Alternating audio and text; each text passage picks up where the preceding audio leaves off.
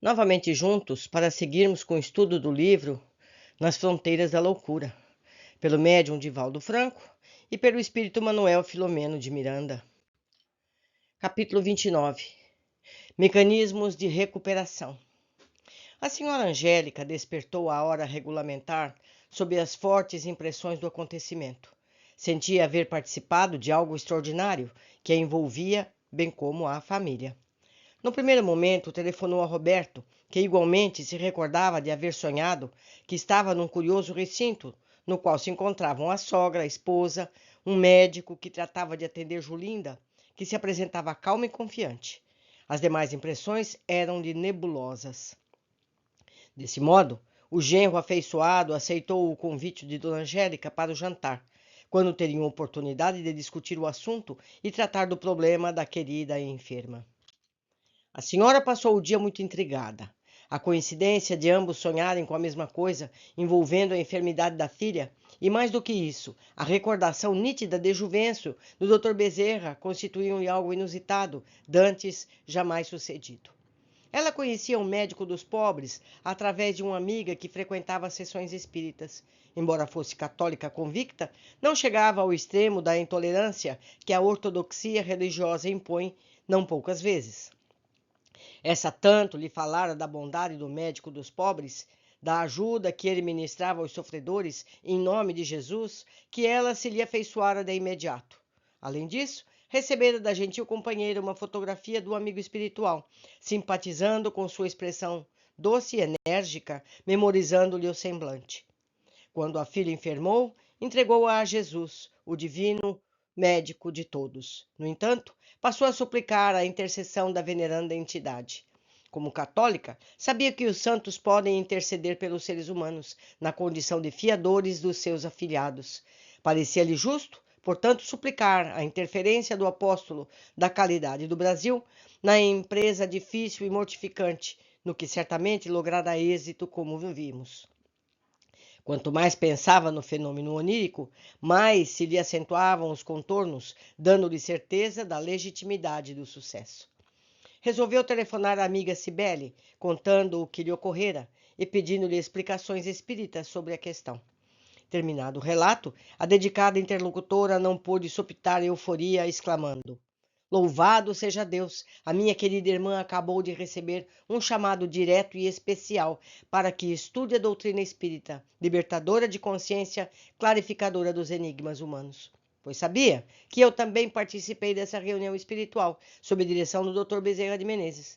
Ontem foi dia dedicado a trabalhos mediúnicos, conforme ocorre todas as semanas, e sabemos que, ao terminarem os compromissos na parte física, não se concluem os serviços em geral, que prosseguem além da esfera dos sentidos materiais. Como é do seu conhecimento, trabalho na mediunidade bem conduzida, conforme as lições de Allan Kardec.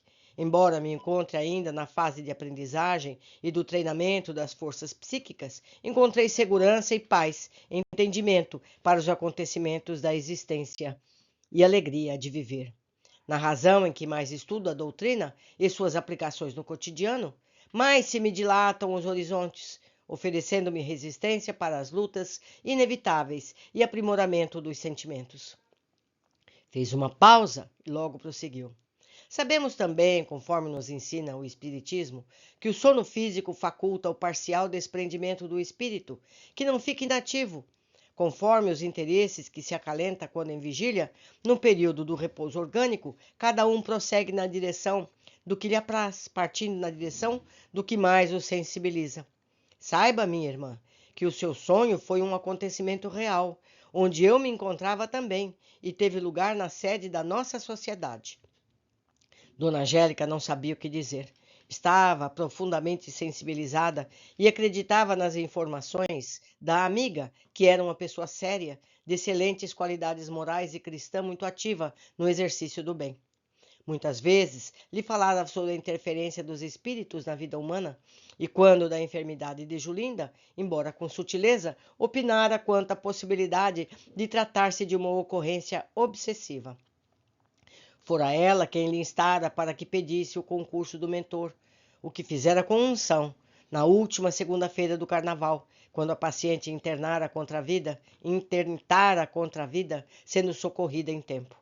Dona Cibele estava com razão, porquanto fora convidada a participar do evento em companhia de outra médium, assim adestrando-se ambas para futuras realizações. Em face da mediunidade em desdobramento de recursos, era-lhe mais fácil recordar-se das atividades espirituais, por mais amplas possibilidades de movimentação fora do corpo. No júbilo espontâneo em que se encontrava, informou: embora sem o seu consentimento, eu tenho colocado o nome de Julinda em nossas vibrações coletivas, de certo modo buscando cooperar em favor do seu pronto refazimento. Espírita como sou, estou esclarecida de que a dor tem uma função especial na vida de todos nós, e que tudo quanto nos acontece é sempre para o nosso progresso e crescimento espiritual. Não obstante, Jesus nos recomendou orar, pedindo também a ajuda de nosso Pai, que nos concederia do que necessitássemos. Posso afiançar-lhe, boa amiga, o prenúncio de uma madrugada de paz. A nossa enferma sempre esteve sob superior proteção. Neste momento, porém, encontra-se sob ação benéfica para o seu breve restabelecimento. Peço-lhe licença para convidar que continuemos orando e logo que ela receba alta, nós e a Casa de Caridade estaremos de braços abertos, caso possamos ser úteis em alguma coisa.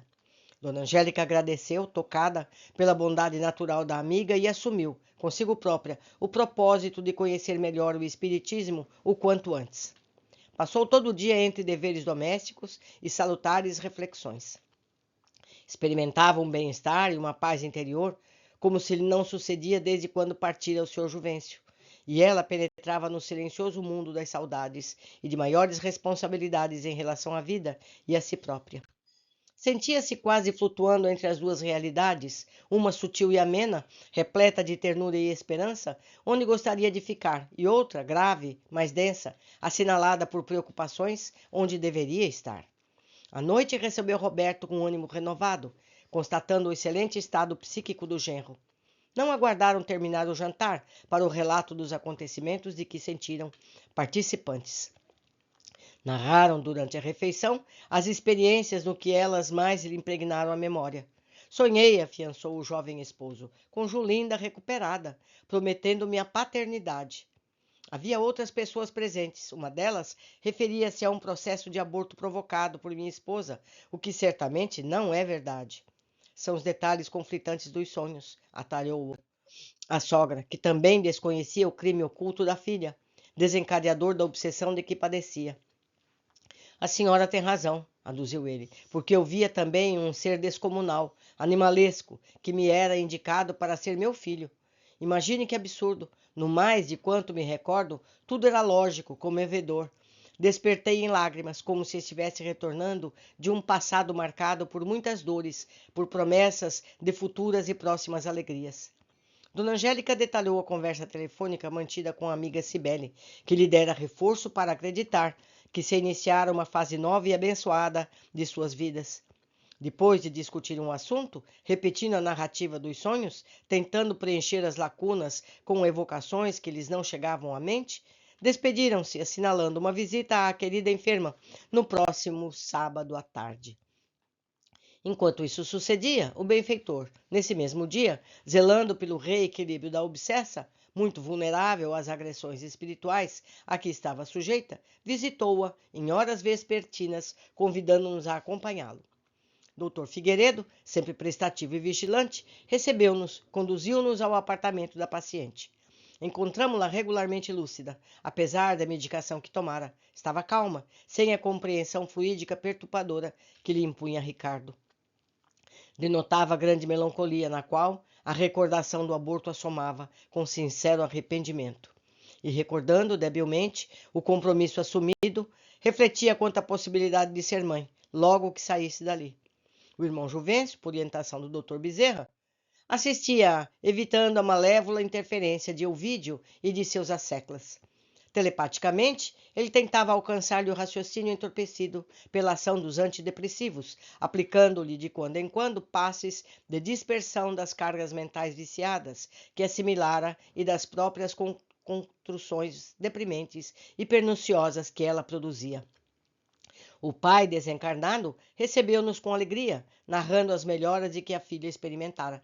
Inclusive, surpreendendo a enfermeira à hora da primeira refeição, quando aceitaram o café da manhã sem a costumeira hostilidade, o que se repetiu à hora do almoço, com real agrado para as cooperadoras bondosas, que comentou com o psiquiatra a nova disposição da doente, convidando-a a fazer-lhe uma visita, o que se daria dentro de poucos minutos. É certo que o mentor esperava os resultados favoráveis, não demonstrando qualquer surpresa, apesar de exteriorizar um semblante agradável e reconhecido.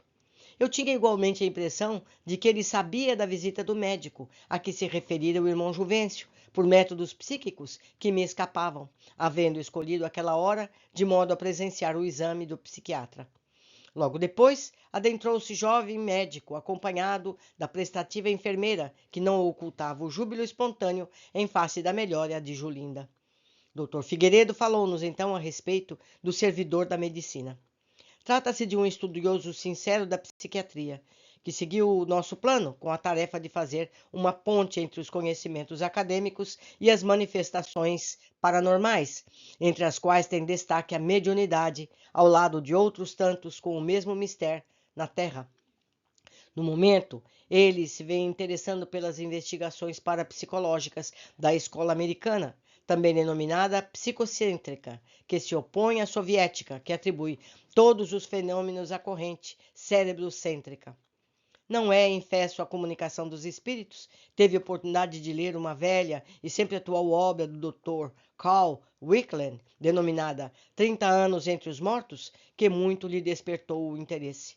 Confiamos em que ele atingirá os objetivos para os quais se reencarnou, logrando desenvolver um abençoado programa com outros estudiosos do espiritismo e da psiquiatria, em favor das criaturas enfermas da mente, assinaladas por problemas obsessivos e outros.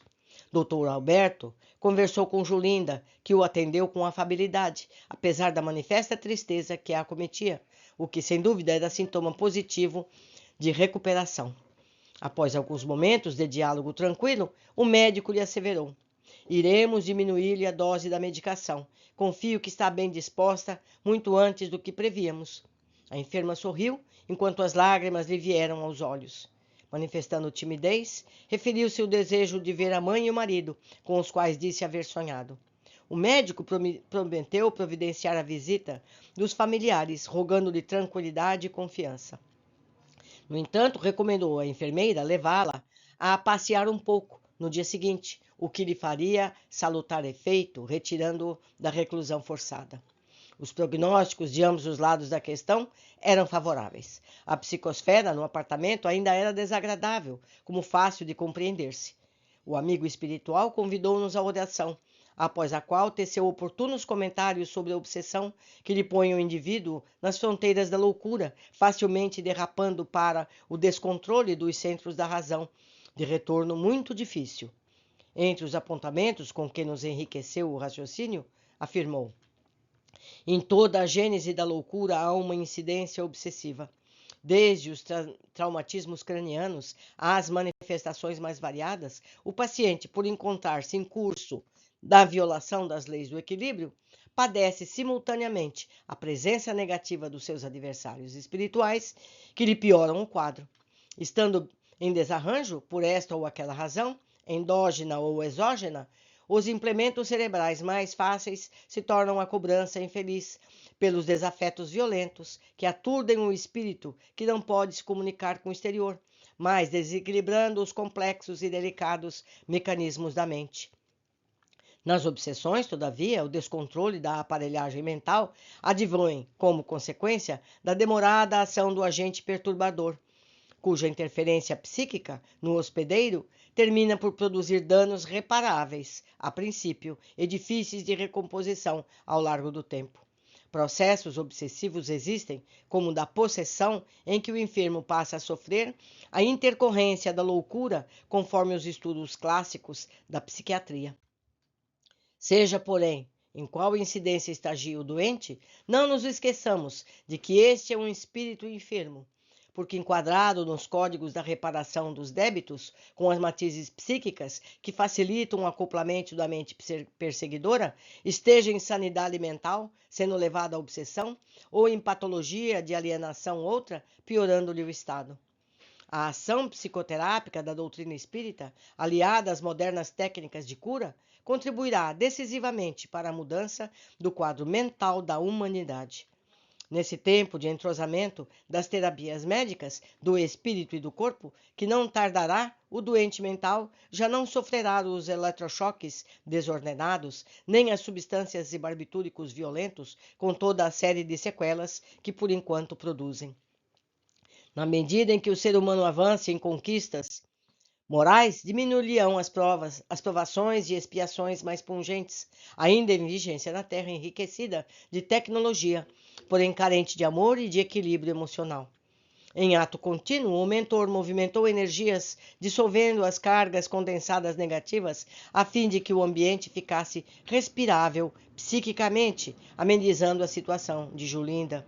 Logo depois, Juvencio convidou os dois vigilantes de Elvídio a uma conversação amena, elucidando que ali agora se instalara outro comando, passando a exercer o controle da situação a partir daquele momento. Porque as entidades temessem o chefe, preferiram notificá-lo afastando-se incontinentes. Com rapidez, o servidor das trevas compareceu com assessores e um séquito de perturbadores delinquentes em atitude ameaçadora. Dr. Bezerra os recebeu com doçura, sem demonstrar qualquer ressentimento ou temor, sem minudenciar explicações quanto ao paradeiro de Ricardo, dizendo simplesmente que o mesmo mudara de planos e de comportamento, havendo sido encaminhado à recuperação moral e espiritual, que se lhe fazia indispensável. A irradiação do trabalhador de Jesus, serena como afetuosa, mais irritou o chefinho e sua súcia, que sem delongas, entre apupos impropérios, se retiraram tão barulhentos quanto chegaram.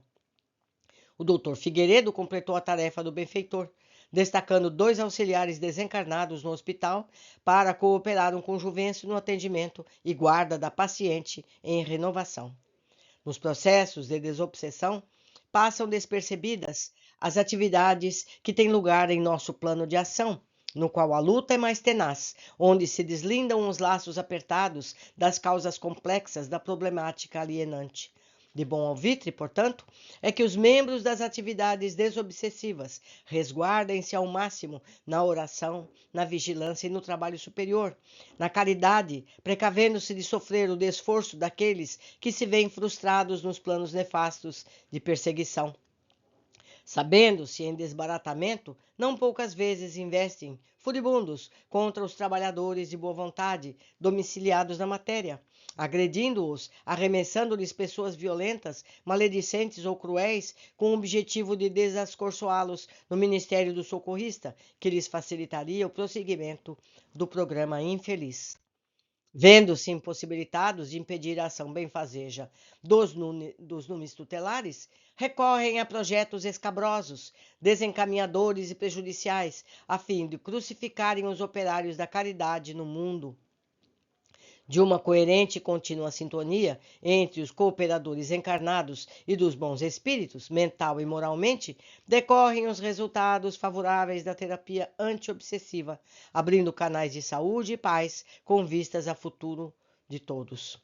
Nesse sentido, a prece é dos mais eficientes recursos de que todos podemos dispor, em face da ação dissolvente sobre as correntes negativas que envolvem o paciente, auxiliando-o na liberação dos fluidos que lhe são impostos pela força telepática e pela atuação contínua do adversário. Gerando vibrações de alto teor, a oração modifica a paisagem psicofísica, não somente de quem padece a alienação obsessiva, quanto do agente causador, a longo prazo, despertando-os para realidades novas a que se recusam submeter, caso a transformação não lhes ocorra antes, em razão de outros fatores terapêuticos. E mesmo nesse caso, ela constitui eficaz mecanismo de libertação, por diminuir as cargas tóxicas que são geradas pela mente em desequilíbrio e de imediato reabsorvidas num movimento vicioso.